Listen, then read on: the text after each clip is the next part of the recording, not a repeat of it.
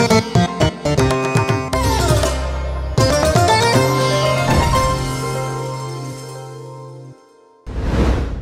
প্রিয়জনেরা, প্রভু যীশু খ্রিস্টের নামে সকলকে অভিনন্দন। আপনারা এই ভবনটা নিশ্চয় দেখছেন। এর আগে আপনারা যেই ভবনটা দেখেছিলেন সেটা হচ্ছে ঈশ্বরের ঘর। ওখানে 3000 লোক বসে প্রার্থনা করতে পারে। ওটা বানানোর জন্য ঈশ্বর প্রেরণা দিয়েছিলেন, আর আমরা বানালাম। অনেকেই এসে প্রার্থনা করে।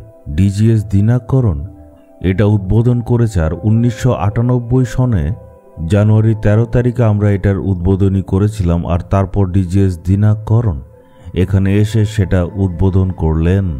এটাকে বলা হয় সোল উইনিং সেন্টার, যেখানে আত্মা জিতা হয়। এখানে অনেক লোকেরা আসে আর তাদেরকে প্রশিক্ষণ দেওয়া হয় কিভাবে তারা প্রচার কাজ করতে পারবে আর আত্মা জয় করতে পারে। আর উপরে থাকার জন্য সব রকম সুযোগ সুবিধা রয়েছে। এখনও এই জায়গাটা একটা কাজ চলছে, সেটা হচ্ছে যাতে মানুষ জাগরণ পেতে পারে, তার জন্য প্রশিক্ষণ চলছে।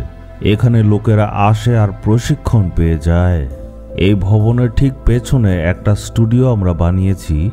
এটাকে আমরা বলি প্যালেস অফ গড। এখানেও ঈশ্বরের সেবা করা হয়। প্রার্থনা করলে যে আশীর্বাদ পাওয়া যায়, এর জন্য এখানে লেখা আছে প্রার্থনাই হচ্ছে বিজয়। এই ঘরটা এখন পর্যন্ত প্রভুর কাজের জন্য ব্যবহৃত হয়। ঈশ্বরের জন্য এটাই দ্বিতীয় ভবন আমরা তৈরি করেছি। চলুন আমরা দেখি আজকে ঈশ্বর আপনার জন্য কি বাক্য রেখেছেন। আমরা দেখব যিশায়া 41 অধ্যায়ের 13 পদে, ভয় করো না, আমি তোমাকে সাহায্য করব। একই পদটা ইংরেজি বাইবেলে লেখা আছে fear not, I will help you.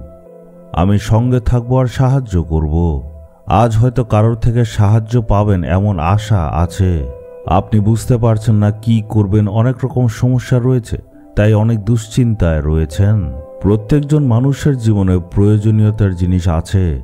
আমরা মানুষ থেকে আশা করি। আমার জীবনে ঈশ্বর অনেক মানুষ দিয়েছেন যারা আমাকে অনেকভাবে সাহায্য করেছে। আজকে প্রভু আপনাকে বলছেন তুমি কখনো চিন্তা করবে না, কারণ আমি তোমায় সাহায্য করব। ভয়ের পরিস্থিতিতে আছেন, হয়তো চারদিকের পরিস্থিতি ভালো নয়। আজ হয়তো কারোর থেকে সাহায্য আপনি আশা করছেন, কিন্তু ঈশ্বর আপনাকে বলছেন তুমি ভয় করবে না, আমি তোমাকে সাহায্য করব। আপনি হয়তো মানুষের থেকে সাহায্য চাইছেন, কিন্তু সঠিক মানুষ ঈশ্বর আপনার কাছে আনবেন। আবার অনেক সময় কোনো সাহায্য ছাড়াই কাজ হয়ে যায়। কিন্তু আজকে হয়তো আপনি অনেক দুশ্চিন্তার মধ্যে আছেন। আপনি ভাবছেন আমার হয়ে কে কথা বলবে, আমার কেসটা কে লড়বে, আর আমার যত সমস্যা আছে কে সাহায্য করবে। কিন্তু আজকে ঈশ্বর আমাদেরকে প্রতিজ্ঞা করে বলছেন, হে আমার ছেলে আর হে আমার মেয়ে, আমি তোমাকে সাহায্য করব।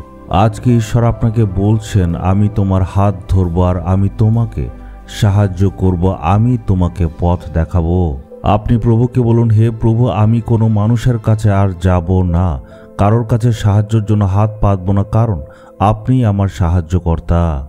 আপনি যদি মানুষের উপর নির্ভরশীল হন, ও সাহায্য করবে, এ এসে সাহায্য করবে, তখন ঈশ্বর অনেক দূরে দাঁড়িয়ে থাকবেন আর সেখান থেকে দাঁড়িয়ে দাঁড়িয়ে দেখবেন।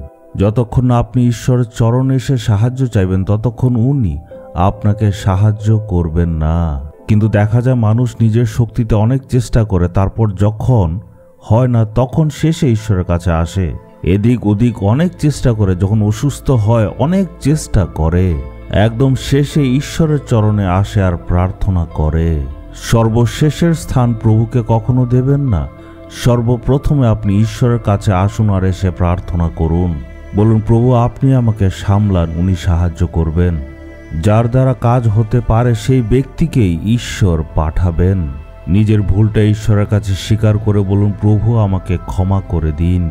আপনাকে আমার জীবনে প্রাথমিক স্থান দেইনি। আমার ভুল আমি স্বীকার করছি, আপনি আমাকে ক্ষমা করে দিন আর আপনি আমাকে সাহায্য করুন।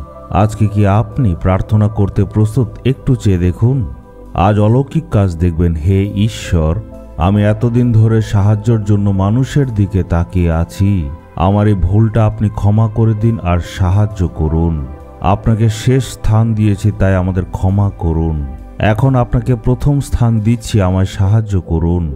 হে প্রভু, আপনি প্রতিজ্ঞা করেছেন আমি তোমাকে সাহায্য করব, আমি তোমার সঙ্গে থাকব। আপনার কাছে নিজেকে অর্পণ করি, আপনি আমার সঙ্গে থাকুন আর সাহায্য করুন। যিশুর নামে চাইলাম, আমেন, আমেন।